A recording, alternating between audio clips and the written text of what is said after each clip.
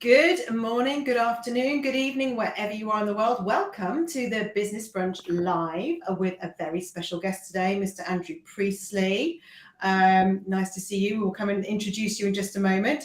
But welcome to the show. This show is for aspiring, inspiring leaders, entrepreneurs, business owners who want to connect with like-minded people, learn something new, remind themselves of something they might have forgotten, just have this growth mindset and evolve and thrive in this crazy world that we're all living in at the moment. So if you are new to the show, don't feel shy. Say hello in the comments. You may not see everyone else's comments in because we stream across a wide variety of channels. But do say hello. Let us know where you are. What we do is we spend just a few minutes saying hi, quick round up what we've done at the weekend. For those of you who watched this before, you might notice there is something a little different about Vanessa. I don't know what it is. I'm trying to figure it out. And for those who've never seen it before, you'll have no idea what I'm talking about. So you'll have to watch back. It's a pretty good show. But pop in, say hello, let us know where you are. But I just want to introduce myself. I'm Sarah Farmer. I'm an executive coach and I specialize in working with senior leaders and C-suite executives, helping them develop the mindset and the skills that allow them to achieve outstanding results. We have the amazing Vanessa Ashworth. Would you like to introduce yourself? Hi, I'm Vanessa. I'm a marketer, a B2B marketer. So I step in to make you step out. And I'm currently working with a software company called 2i. But I'm a marketer. You're a marketer, a bloody good one as well. And Melinda. Hi, my name is Melinda Ward. I am the Director of Consulting Solutions and Managed Services at Helm 360. I've got about 25 years of experience in consultant management, consulting, and business transformation. Which is amazing. She started when she was 5. It's incredible. And then we have the wonderful Andrew Priestley, who I've had the pleasure of talking to on a couple of occasions now. And every time we speak, I'm just inspired. So I'm so delighted you could join us today. But Andrew is an award-winning executive coach. How many books have you written? 97 million? I don't know, lots. Great, and a lot of books. And you're going to be talking to us today about The Speed of Leadership, which is a new book you've got coming out, and the 5 principles of transformational leadership, which we're looking forward to. But tell us a little bit, what else do we need to know about you? Because there's so much to know. Look. Firstly, thanks for having me on this show. It's really, really lovely to hang out with people who just take an interest in leadership. And 2 things about my platform is, number one, we need good leaders, right? Yeah. And we need them more so right now, right? Oh, more than ever. Yeah, and the thing I bang on about all the time is leadership is grown-ups' work. Okay, so it's like if you're in a leadership role, you're there to serve, you're there to be a grown-up, you're there to lead in a way that benefits everyone. Your intention should be to add value to the situation. That's what I'm banging on about all the time. Apart from that, I grow veggies, I cook, I play music, I sit at home and groom the dog. You know, it's life's pretty simple. It sounds bliss. When I'm not writing books and leading mentors, I'm grooming the dog and growing vegetables. We've got to have some downtime, haven't you? We're going to say hello to some people that are popping in, and we'll also just do our usual quick roundup of what we've been up to at the weekend, just while we're getting people tapped in. I'll quickly start with. I did stuff. I watched my daughter ride a horse. She rode the most amazing proper show jumper this weekend, which she's never had an opportunity to ride before. And she flew, and I was so proud, very scared, very proud. She looked incredible. So now we need to find a way of buying her a new one. That isn't going to happen for a while. And then eating popcorn with my son, watching the Formula One last night. So perfect weekend for me. Vanessa. Did you do anything? Yeah, a little quiet weekend for Vanessa. It's a quiet weekend, yeah. So I helped to deliver the Rivington Festival of Light. So as you know, I've been creating all these huge willow lanterns for months and months and leading a team of about 15 to 20 people every Sunday to create these lanterns. So we installed them all up on the hill over the weekend on Thursday and Friday. Friday night we opened. We've had 4,200 people come to the festival over the 3 nights. And it's just been incredible, and the weather was kind. You know, in previous years, we've had horrific rain and wind, and we're on the top of the hill, on the corner of the moors. It's really, you know, exposed. But it was just incredible, and yeah, and in between all that, got a little haircut. You had a trim, didn't you? You had a little trim. Yeah, a little trim. You know, just popped in and said. Well, you did say you were going to do it last week, and you've done it. So, and you look fabulous. Well done, you. You look fierce, fabulous, and wonderful. Absolutely. Melinda, what about you? Quickly, what were you up I to? saw actually an amazing movie with a group of friends on Friday night. I saw The Woman King. Viola Davis is starring in it and also did some of the production as well. And it's based on a true story about the African tribe of women warriors called the Dahomey. And it is an incredible film, highly recommended. There is battle violence in it, but it's not gory. And I'm a bit squeamish with gore, and I was fine with the film. So, do you know what? I was going to watch that tonight with the kids. yeah, it's so. I mean, big kids, not like babies stuff. Yeah, it's not for younger kids, but you know, like teenagers. It's a powerful film. Stroppy, moody teenagers, perfect, just like that. And Andrew, you had a busy night last night. Yeah, I had a mate of mine who came over for supper, and he's a retired ex-High Court judge, and as you do, we just kicked around what's been happening in the UK over the last week, and which was really fascinating from his perspective. And yeah, it was good. It was a good evening. And during the day, I was fixing up what do you call that thing that it's like a cold tunnel or something? You put it over your vegetables. It's a cold frame. It's a So I took out a whole lot of plants in my I have a vegetable patch, and I spent the whole day just rigging that up, weeding that out, mulching, and then putting this cold frame over that. So, and then planting lettuces for Christmas. Nice. It sounds so wholesome. Good for you. Should we say hi to who has popped in so far? Yeah, we've only had a few comments, so don't be shy. Come and say hello. So Andy David is here, and he says hello. Thank you for coming back, Andy. And Alfonso Edwards says hello. Good morning, everyone. So he must be somewhere because it's afternoon. Where are you, Alfonso? If it's morning, where are you? And then Andy, which I love this, Vanessa, because she's Ashworth it. Love it. Thank you. But yeah, please, everyone, do drop in, say hello to us, tell us where you are in the world. And of course, when Andrew starts to share with us his knowledge about leadership and about it being grown-ups work, I really love the idea. I've already started taking notes to always add value to the situation. I like that already. But yeah, please do put your comments in the comments, ask questions, and then periodically we'll pause, Andrew, and we'll kind of pass those comments on. We will do. And I think, why don't we kick off? Because I know we've got a lot to cover, and there's a mountain of information in Mr. Priestley's head, which I'd love to get into.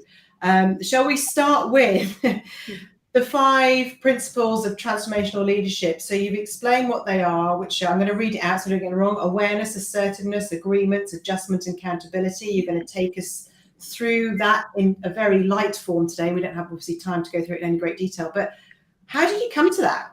How did you get there?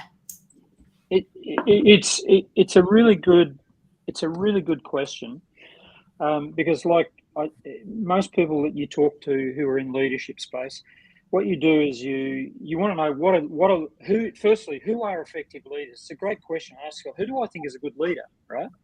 And if you struggle with that, ask yourself, who do I think is a bad leader? And then you look at, well, what do I think makes up a good leader, or what do I think makes up a bad leader, right? And just see what comes out of the mind there. So the way I approached it, I was reading, like everyone, reading books by, Lee Iacocca and Anita Roddick was a book. I loved Anita Roddick's book. Jack Welch. It's sort of the list of books you're supposed to read if you're in the leadership space, right? Mm-hmm. And what I found was there's a whole lot of qualities that leaders are supposed to have. And I was working on a mining site. I was actually coaching guys out on a mining site, the leadership team. And I took out a whole bunch of, I'd driven out in Australia, I'd driven out 450 miles out into the Western Desert on the edge of this mining area here. And I've got 30 guys, and I'm talking about big, tall guys, you know, the teeth are usually missing and they're unshaven and they're coming in to do a leadership workshop. You know, what's this leadership stuff you're talking about, right? The idea behind it was about primarily that the site would run effectively and efficiently, because when something goes wrong on a mining site, it's $1 million a day downtime per piece of equipment, right? So leadership is quite a big important part of that. Management, I would have said, but anyway, they said it was leadership. And I don't know if you've ever done an event where you're 10 minutes in and sort of people are looking at their watches. Not the best sign, is it? It's a tough audience. Anyway, by 9:30, we started at 9:30. It's a dead audience, right? And I'm going, oh God, this is awful. This is really, really awful. And some guys are looking at their watches. Some are shaking their watches to see if they've actually stopped and they're still working.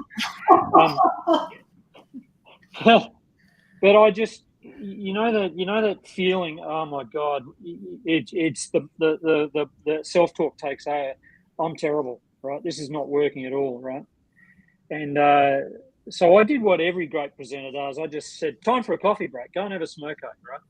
Mm-hmm. And so I sent them out. And while they're out doing that, which, you know, they just left immediately. It was great. Anyway, I got rid of all the books. I got rid of the projector. I got rid of the PowerPoint. Everything was gone when they came back about 20 minutes later. And I thought, they're not going to learn anything from me. I want to learn something from them. So I asked them, great question, as I discovered. I didn't think it was at the time, but I've since found it's quite powerful. Who do you respect? Who do you trust? Who do you follow on this site? Mm-hmm. Right, so it's a big work site, right? Who do you respect? You don't have to like them. And this is the thing about leadership. We often think, oh, it's about popularity, right? It's not often about that, you know. It's why it's grown-ups work, you know. When my son says to me, why are the kids so good when you have them for babysitting, Dad? You know, because, you know, it's a grown-up, you know, that's what you do. So anyway, I got these guys, 30 blokes, and I said, who on this site do you respect and you follow and you trust? And what I want you to do is I just want you to break up into groups and kick that around for 15 minutes, and you're going to come back and you're going to share what you found, right? What stunned me was it was the same two people, right? So you've got people off in different areas who can't hear one another, and they've all come back to the same two people, right? And we'll call it Frank and we'll call it Linda, right? So, okay, what is it about Frank that you like? And the story would go something like this. You know, Frank just knows what's happening on this site. He knows what's happening. He you know, he'll come down and he just seems to know what's happening, right? Yeah. And if he doesn't like what's happening, he'll say something to you.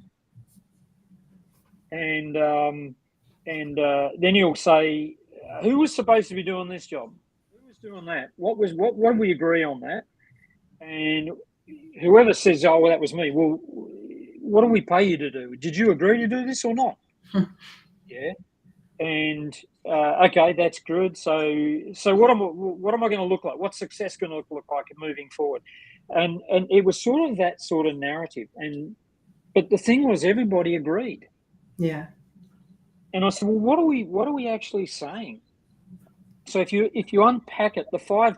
Let me just do a little sidebar if I can. The world comes at you. The only way you understand what's happening in the world is through your five senses, right? Of which it's what you see, what you hear, what you feel are our primary ones. Not usually what you smell or what you taste. That's usually how a dog interprets the world, right? But humans, by what we see, what we hear, and what we feel. And then you've got to make sense of that experience, and you do that by turning that into language. Someone's got a dog going, right? So that's me. Sorry, I'm just going to go mute. So the dog's going out in sympathy here. The dog knows exactly what I'm saying, right? So you got to turn that into language, and there's been a lot of research when I mentor leaders globally, right? And it's not like I know their I work with people in the tech space, in medical space, in law and stuff like that. It's not so much that I know their subjects, but I'm listening to how they express their experience and the language that they use. And fortunately, it's not hard to understand, right? So I'm asking these guys to tell me the story in their language, and they're using certain words and phrases that immediately I go, oh, I see what they're trying to say to me now. I understand what they're saying, right? So the first one was, Frank knows what's happening, right? They're talking about awareness. Yeah. And what I found was, if I'd had that blinding flash that first time out, I would have thought, oh, that was amazing. But honestly, Sarah, it was 5 years. It was over a 5-year period. I was keep doing it, and before it clicked, this is what they're talking about. Yeah. It was slowly over time, and working with lots of different industries. Like I worked with a few hospital trusts, things like that. I cut my teeth with life and limb industries. So on a good day, if something goes wrong, someone gets injured, but on a bad day, somebody dies, right? On a good day, you have a breakdown and it's okay, but on a bad day, it's $1 million a day downtime and the parts are 42 days away. You get it? Yeah. So it's big chips when you get it wrong in that lead. So you've really got to be on top of what's happening, right? So they would say, yeah, Frank knows what's happening. They're talking about awareness, right? And when you work with essential services, like military, and I've worked with military and I've worked with policing and paramedics and ambulance and lawmakers and things like that, there's your situational awareness. I know what's happening outside of me. There's a self-awareness, is I know how I feel about that. Mm-hmm. And then there's a response awareness, I know what I should do about that. And so the leaders that we find frustrating, they don't know what's going on. So flip it over. They don't really, this guy hasn't got a clue. And, we're criticizing a couple of leaders at the moment. How could they even say stuff? Are they even in touch with the reality? You get it? A big one, seeing as we're talking about emotional intelligence, is I know how I feel about it. And can I ask you a question about that? Because you talked about this before, and obviously my area is similar to yours. I have a similar interest here in the leadership space. And I work a lot on the emotional intelligence side of things, the self-awareness side of things. What percentage of leaders do you think are actually self-aware, and what makes them self-aware? But I would say 100% of leaders are self-aware, right? But they ignore their awareness. Okay. Okay, good answer. Yeah, I like it. Yeah. The bad ones ignore their awareness, right? Yeah. So your awareness, your awareness works perfectly. That's not your problem, right? Okay. We know this because I study things like Alzheimer's and dementia and things like that, where your awareness doesn't work so well, right? But your awareness works fine if you don't ignore it. And that's when you get into trouble, right? So I'll give you an example. I've worked with air traffic controllers. I'm looking at that terminal. There's an A380 coming on this side and a little Bell 47 coming on this side, right? I think I'll go for a coffee, right? They're on a collision course. No, your awareness says I need to do something. My awareness is working perfectly. Well, it'll get me in trouble if I go for a coffee. That looks too scary. I don't feel good about that. And when you work with people in essential services, they don't feel good about the situation, but they're trained to respond to it. Right? So in policing and military, it's asymmetrical situations. Symmetrical is where you know what's happening and you know what to do about it. Asymmetrical is, I'm not sure what this is and I'm not even sure what to do about it. And that's where the training really kicks in. So they're saying about Frank, he knows what's happening, and we like people who know what's happening. Secondly, he says, I'm not happy about that. And there's a whole school which says you've got to be PC in your communication and all this sort of stuff. No, you just need to assert, right? So Frank will open his gob and speak up, right? So here's the question. What's the definition of assert? Well, to speak with clarity of purpose. Yeah, that's good, but it's no cigar. For me, assertiveness is about saying what needs to be said, whether somebody wants to hear it or not. But I also, and I know we've talked about this before, is to say it in a way that the other person can hear. So this isn't ignoring your behavioural style preference or how you communicate, but it's having the confidence to say what needs to be said. Yeah, it is a confidence. And it's not a confidence either. And this is another thing about leadership. A lot of leaders I work with aren't confident. Yeah. See, confidence is a byproduct of something else, But assert is simply, if you look it up, it's simply have an opinion and state it. Yeah. Whether you're confident or not, that's what assertive aggressive people, you know the difference between assertive and assertive aggressive, right? And unassertive, non-assertive are the people who drive us nuts because why didn't you say something to me? Yeah. Why didn't you speak up, right? So Frank will speak up, right? And then the third thing was who's doing what? What good leaders do, and again, it was over a long period of time where I started to look at who's effective, who do I don't necessarily like them, but I trust them and I respect them and I'd follow them. And they broke a clear agreements. What am I going to do? Yeah. What are you going to do? We get clear on that, right? So a lot of leaders operate without having any agreement in place. Yeah. And they create this environment where there's no psychological safety. They're just top-down delivery and there's no agreement or buy-in, for example. The fourth one was, were you going to do this or not? Did you say is it your job or not? What do I pay you to do? That's really holding accountable. But the leader who does that is also holding themselves accountable to get that result. So I'm mentoring a guy at the moment where I'm saying, mate, be the leader in this situation. Yeah, but it's uncomfortable. So what? Yeah, it is uncomfortable, and you take the job on. It is an uncomfortable job to do. There's some stuff you're going to have to do that is really unpleasant. You're not going to enjoy it, but then if you get it right more of the time, there's some amazing things that you can feel on the other side. Yeah. So if you're sort of leading and no one's following you, for example, you're just going for a walk. Oh, you are gold. And then the last one is the adjust part. This is what they said to me. Why do you like Frank? I don't like him. What is it you respect and trust? So it was the wording. They weren't using the word like. No. Because I said, Frank's not a really friendly guy. It's interesting because liking is one of the 7 powers of persuasion. If you read another book, is it Cialdini? Oh God, who is it? Cialdini, yeah, right. Yeah. So liking is one of the 7 powers of persuasion. So how do you sort of cope with that then in your thought process? If you don't have to like me, but you only have to respect me, where does liking come into it? Is it not essential to be liked then? Everybody wants to be liked. We all want to be liked. That's true. But in some of the jobs that I've worked in, that perspective is too myopic for what they're trying to achieve. Right? They have to be respected, and it's not like I'm going to force respect. It's who you are and who you're being. Think of it like this: it's your behaviours, how I'm behaving, the skills that I'm applying, the competencies that I'm applying, gain respect. The values, more importantly, you were talking about that you're a mindset and what did you say in the introduction? Mindset and leadership skills. Yeah, mindset and skills. So you've got the skills and competencies, but mindset is about values and beliefs. Yeah. Right.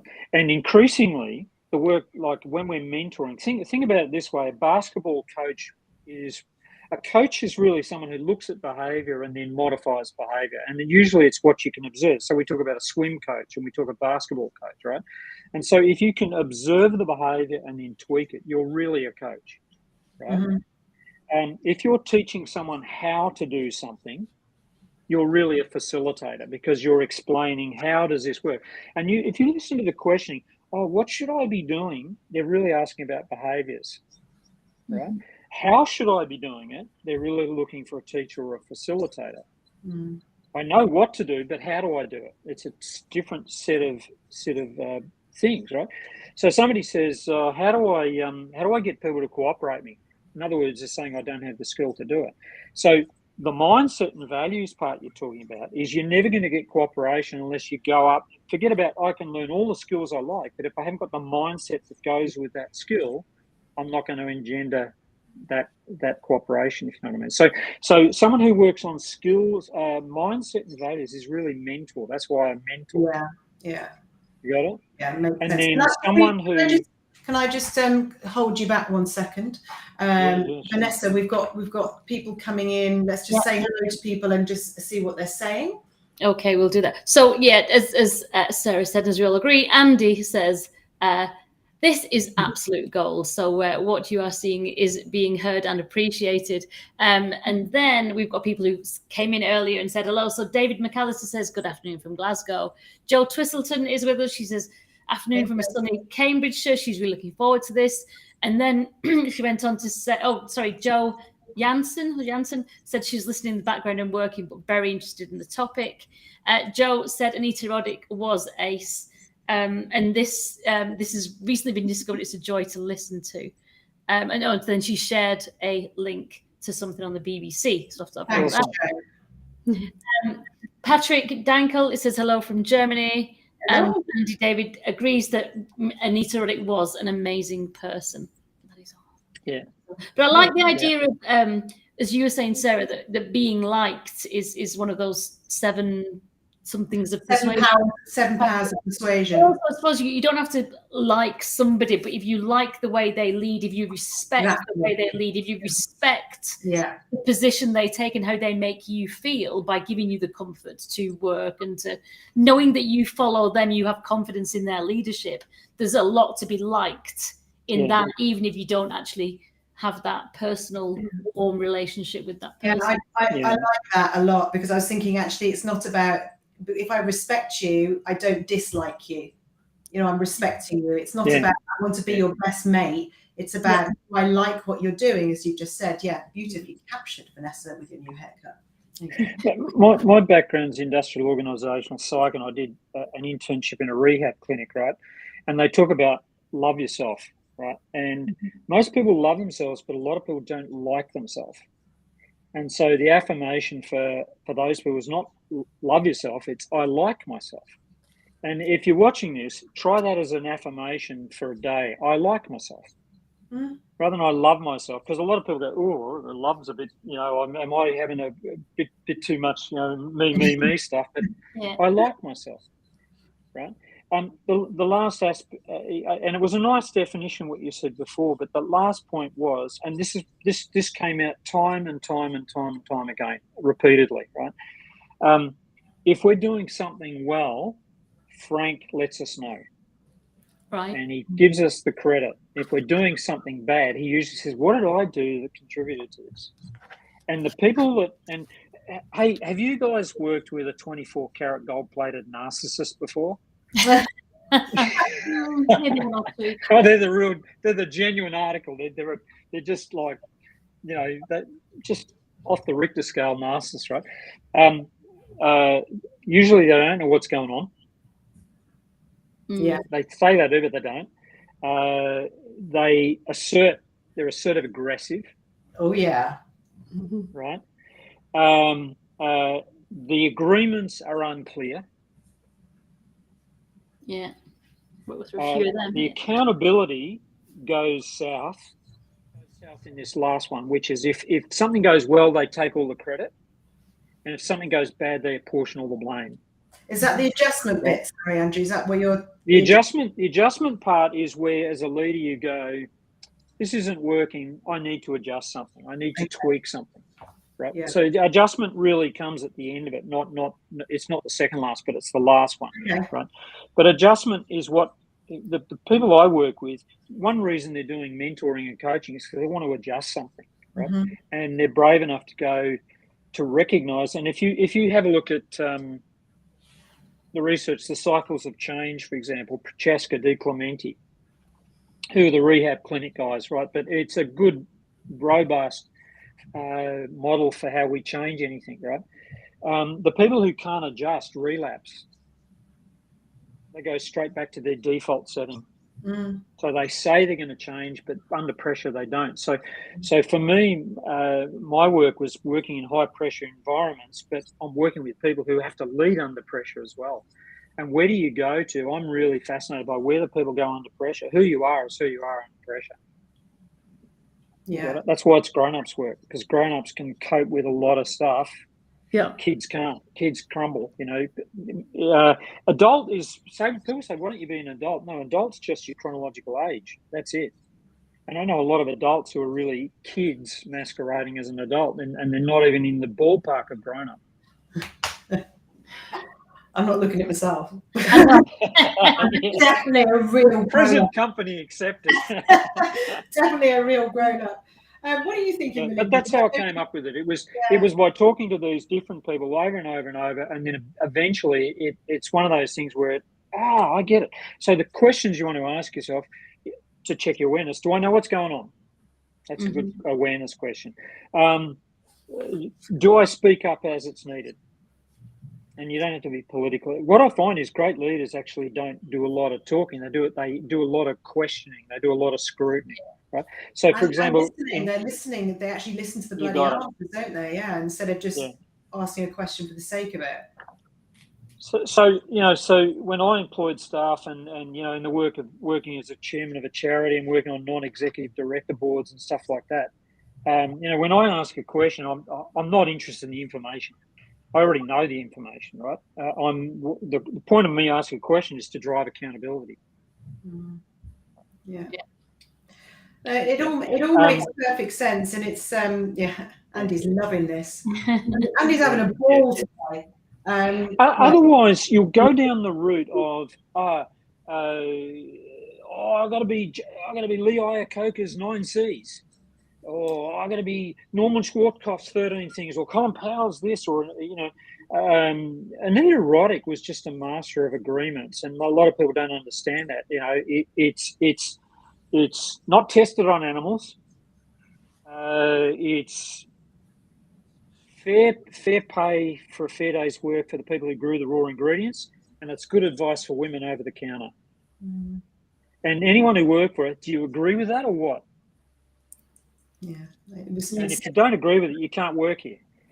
Yeah, nice and simple. Yeah. I mean, there's obviously so much that sits underneath all of this. There's all the skills, all the behaviours, all the things people can learn. But actually, if they understand these 5 buckets, they've at least got a chance, haven't they, of getting it right more than getting it wrong. And it will raise their awareness even a fraction more, which could be the saving grace for so many leaders out there that are, I love the way you describe this, choosing not to tune into their awareness. They're ignoring it. I always thought of it as they didn't have it, but of course they've got it. They're just not choosing to see it. Melinda, what do you think? I know you've been through so many interesting leadership experiences. Yeah. I guess I am curious, Andrew. When you started your story a little while ago, you said that the people at the mine respected 2 people, and you focused on Frank. And I was wondering if the other person that you'd mentioned, who you'd called Linda, had the same attributes effectively, or brought different attributes to the table. No, it's the same. It was the same characteristics. Linda knows what's happening. She opens up and says what she needs to say. She gets clear agreements from her team. She holds people accountable for what they agreed to do, and she adjusts the game if it's not working. And those were the things they found. Like if you look at Google's research into, I think it's called the Oxygen Project, and also the Aristotle Project. There's 2 of them. So Google wanted to know what makes effective leaders run effective teams. So they had to look at teams and leaders, right? And I think it was the Aristotle Project says psychological safety is the number one thing that makes for effective teams. But they said, how does a leader create an environment of psychological safety, right? And so that they then put the spotlight on effective leaders. How do you lead a team to elicit those 5 key things out of those people? And Linda is someone who, I met Linda, no pushover. Absolutely not a walkover at all, right? But not one of the boys. She's not trying to be one of the boys. She was just really grounded in her approach to her job. She was very professional, very competent, right? And if someone, here's a great one for you, right? We go to a meeting to somebody who doesn't know, and they introduce Linda, and the guy at the table says, "Oh, white too, love."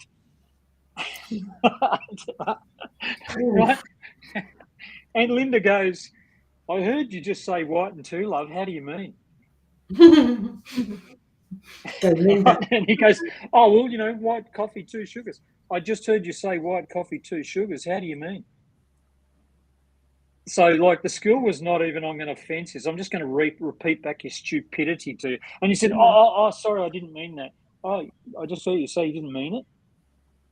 How do you mean? And at that point, the guide was just shut down. So I love be Linda. accountable for your words. Yes, I love Linda. I want Linda in my life. So one of the 5 human psychological needs is fairness. And what I'm hearing through this consistently is it may feel uncomfortable, but it's going to be fair. And everybody gets the same treatment. There isn't any, I like you more, so I'll be kinder to you. You're my friend.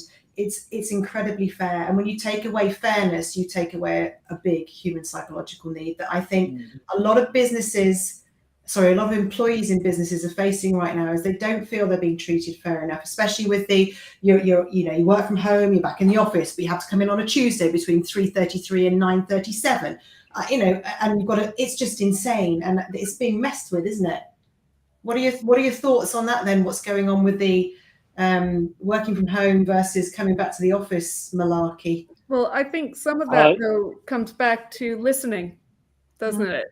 And all of those things that you've just expressed, Sarah, are situations where management is not listening to what the teams are saying, and so therefore there's a disconnect. Yeah. But it's creating an environment where listening is valued, and it's got a place, right? And people know that if I know you heard me, but it doesn't necessarily also mean that I'm then going to do what I heard. Yeah, exactly. Of course.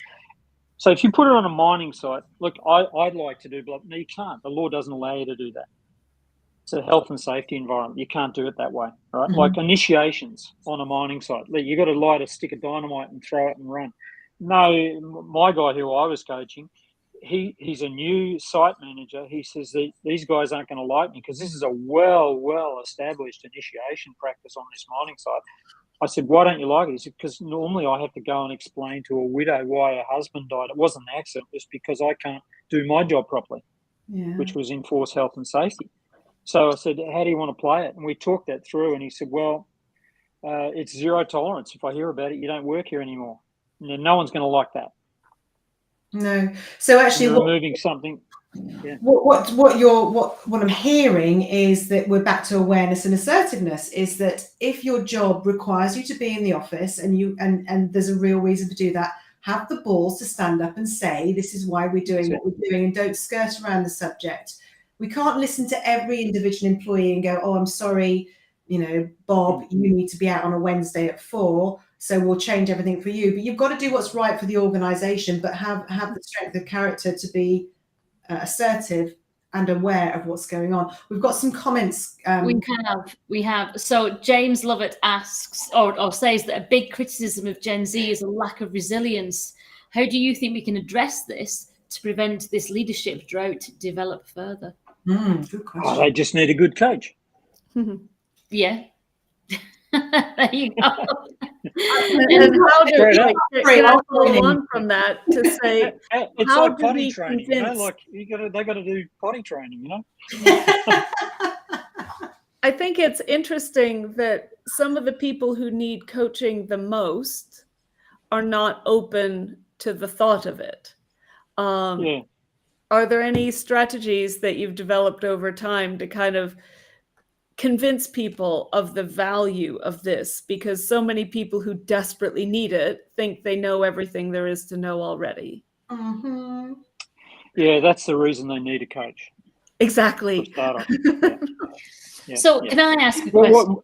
Sorry, go on. Yeah, I was just going to say, in my opinion, right, I work with leaders all over the world, heavy hitters. They're not. Let's start from a thing of what I like about them. they're qualified, they're smart, they're clever people, they're ambitious, they're driven, they know their onions. You get it? They're the people who jump at the chance to work with a coach or mentor. Yeah, and right? We're seeing. I've worked with politicians, for example. I've coached politicians. They go kicking and screaming into a coaching relationship. Mm-hmm.